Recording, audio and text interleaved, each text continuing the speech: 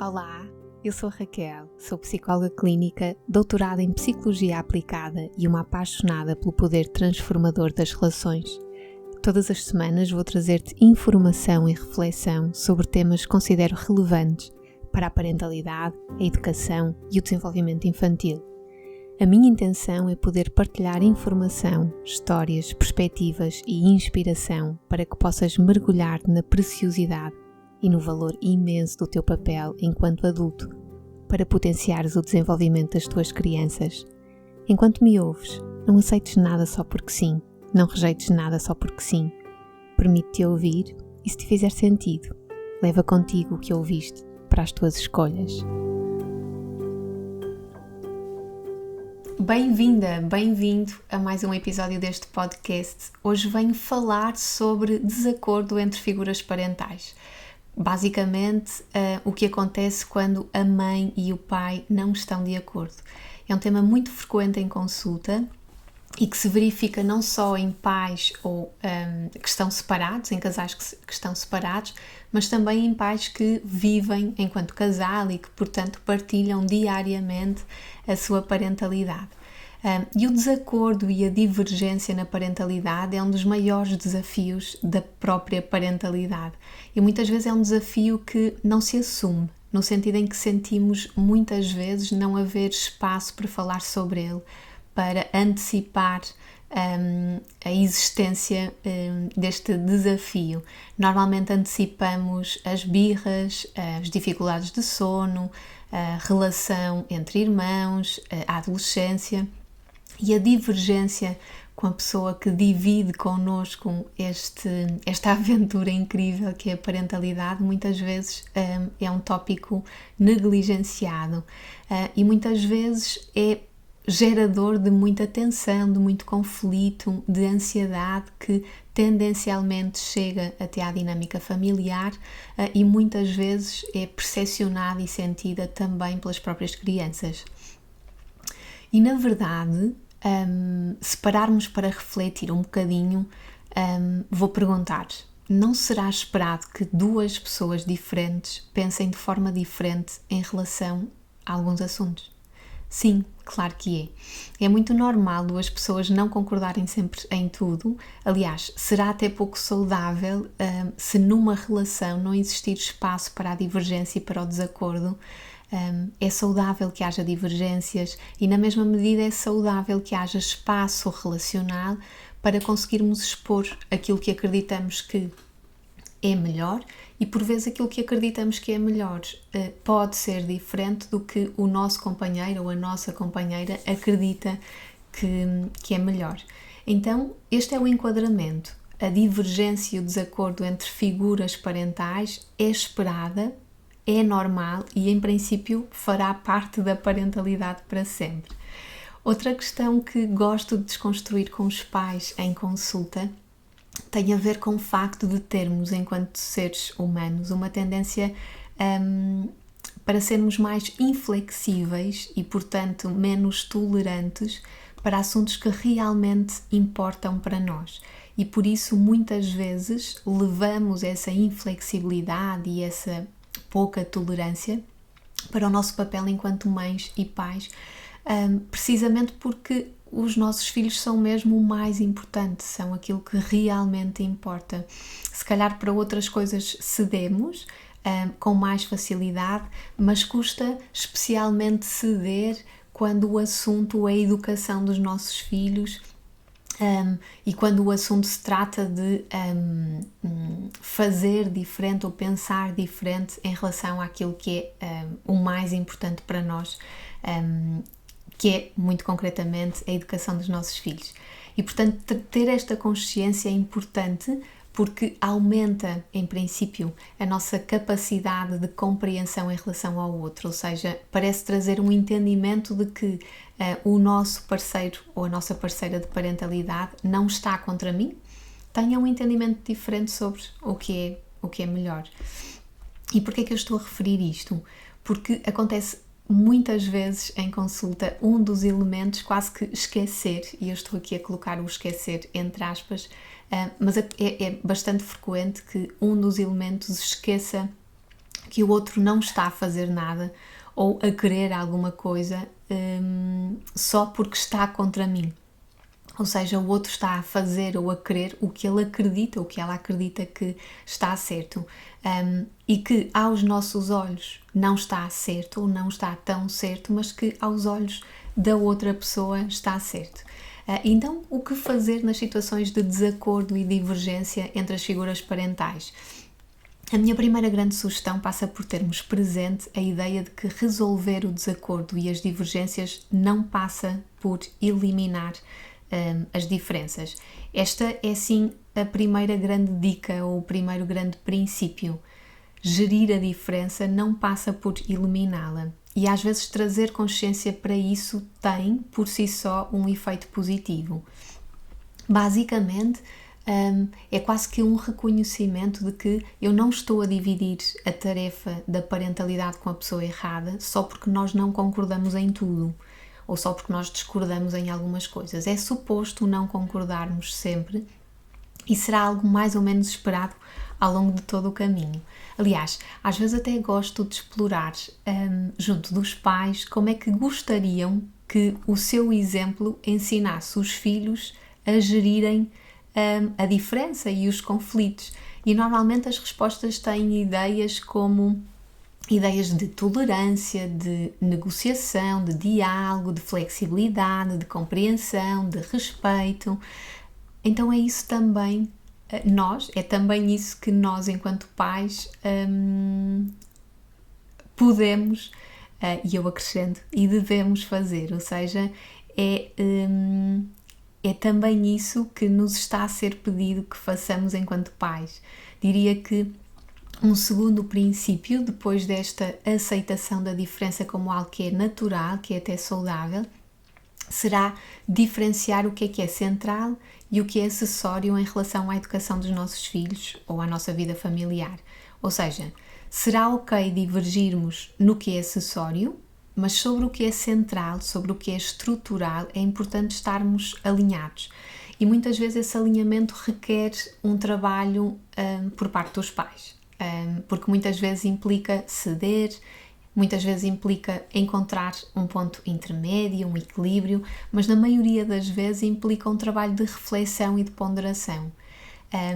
Muitas vezes em consulta, esta exploração do que é central para nós resulta num exercício muito interessante que eu adoro fazer com as famílias, que é a procura e a exploração dos nossos valores enquanto família, partindo daqueles que são os nossos valores mais individuais e depois chegando aos valores que desejamos ter para a nossa família. E nessa exploração de valores, ou seja, do que é central para a minha família e para a nossa parentalidade, é importante que nos guiemos por uma atitude de curiosidade, de flexibilidade, de diálogo, muito mais do que por uma atitude de avaliação, de rigidez, de inflexibilidade. Porque também a minha tendência, ou melhor, aquilo que normalmente eu observo é um bocadinho por aí. O que acontece muitas vezes é que entre as figuras parentais, estejam separadas ou então vivam enquanto casal, é que aquele tópico específico, por exemplo, a alimentação ou então o uso de ecrãs, estou aqui a nomear algumas coisas que muitas vezes são trazidas à consulta. O que acontece muitas vezes é que aquele tópico específico ele se transforma num tópico de ruptura. E a partir daí é quase como se eu ficasse mais focada em garantir ou em mostrar que a minha visão é mais certa e, portanto, estou muito menos, tenho muito menos a intenção e estou muito menos disponível em permitir-me perceber e até explorar como é que seria se fosse de acordo com outra visão ou como é que pode ser diferente e ainda assim me fazer sentido, me gerar conforto, estar alinhado comigo. Ou seja, tendemos a cultivar muito mais uma atitude de inflexibilidade do que de flexibilidade. E procurar cultivar a flexibilidade e o diálogo pode, por vezes, significar cedência. Por exemplo, neste campo não é como eu gostava que fosse e é como o meu ou a minha companheira acha que é melhor, mas noutro campo já é de acordo com aquilo que eu acho que é melhor. Ou então pode significar também um equilíbrio, ou seja, ambas as partes cedem e chegamos então a uma visão alternativa que equilibra as duas. Naturalmente que isto não é de todo um exercício matemático, não se trata de eu cedo uma vez, tu cedes outra, depois é a minha vez, depois é a tua vez. Não, deve mesmo ser um exercício refletido, com sentido e com intenção e, portanto, às vezes cedo eu, outras vezes cedes tu, outras vezes cedemos os dois, mas procurar sempre responder àqueles que são os nossos valores enquanto família e àqueles que são os nossos valores ou que nós desejamos que sejam os nossos valores na nossa parentalidade. Coisas que sugiro, e acho que se um dia pudesse decretar assim um conjunto de regras, esta seria uma delas, e eu falo muito disto em consulta, que é pararmos de vez em quando, como fazem os sócios das empresas, nomeadamente das empresas e dos projetos de sucesso, é parar e conversar sobre o projeto. Neste caso, parar e conversar sobre a nossa família, pensar um bocadinho e refletir um bocadinho sobre o nosso caminho.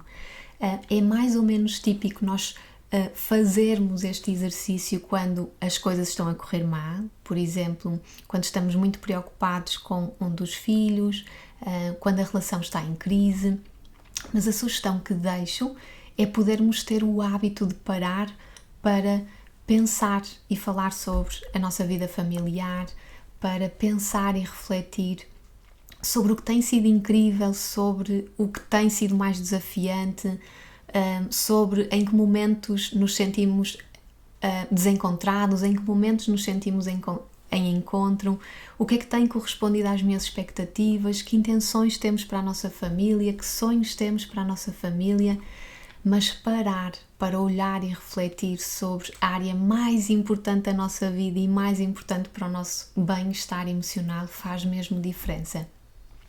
Eu acredito mesmo que viver em família pode ser assim incrível. E incrível não é sobre fazer coisas incríveis, tipo largar tudo e passar 5 anos a viajar pelo mundo. Incrível pode significar, e quanto a mim é isto que significa, é esta atenção e esta consciência de quem somos enquanto família, de quem somos uns para os outros, da experiência familiar que estamos a proporcionar aos nossos filhos, mas também a nós próprios adultos, do exemplo que somos. Ainda ontem eu ouvia a Brené Brown a partilhar dados sobre os seus estudos e ela frisava mesmo isso.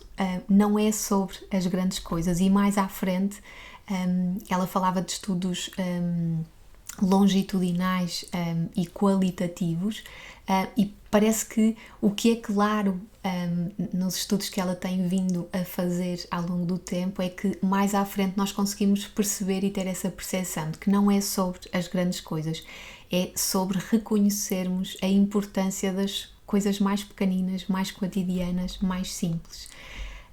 Então, em resumo, coisas a reter deste episódio: aceitar a diferença, ela vai sempre existir.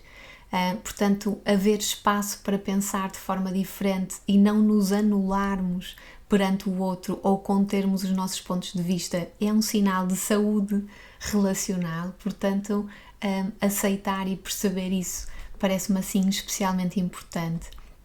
Depois também este lembrete, este reconhecimento de que a parentalidade é uma tarefa partilhada, pelo menos na grande maioria das vezes. E ainda bem, porque há imensas vantagens em partilharmos esta tarefa.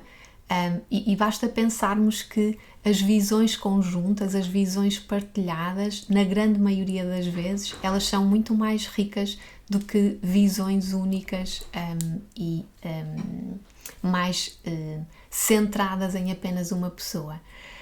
Depois, e acho que por último, olhar com curiosidade para aquelas que são as nossas diferenças, perceber o que é central e o que é que não é central, com esta ideia de que é ok divergirmos e não estarmos em profundo alinhamento em tudo, mas é também importante que haja um alinhamento relativamente àquilo que é central e estrutural da nossa parentalidade.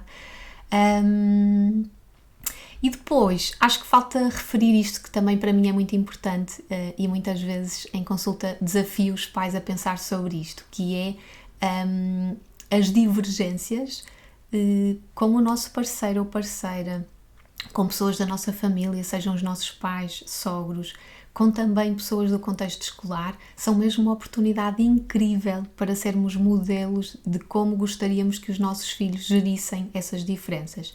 Normalmente, nós desejamos atitudes alinhadas com diálogo, com flexibilidade, com respeito, com compreensão. Naturalmente que também desejamos que os nossos filhos saibam reconhecer e estabelecer alguns limites, então é exatamente as dicas são exatamente as mesmas para nós, porque somos modelos e todas estas experiências são assim uma oportunidade muito interessante de modelarmos e também educarmos os nossos filhos.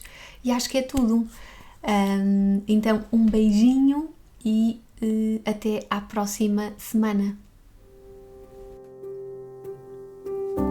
Obrigada por me ouvires. Se gostaste deste episódio, podes partilhá-lo com quem sentires. Se o fizeres nas tuas redes sociais, identifica-me, vou gostar de acompanhar. Podes também deixar uma review na aplicação que usas para ouvir este podcast. E claro, podes ainda subscrever a minha newsletter em www.raquelqueirospinto.com para não perderes nenhuma novidade. Espero por ti no próximo episódio. Até lá, não te esqueças. Através da educação, podemos todos transformar o mundo num lugar melhor. E o teu valor é precioso nessa missão.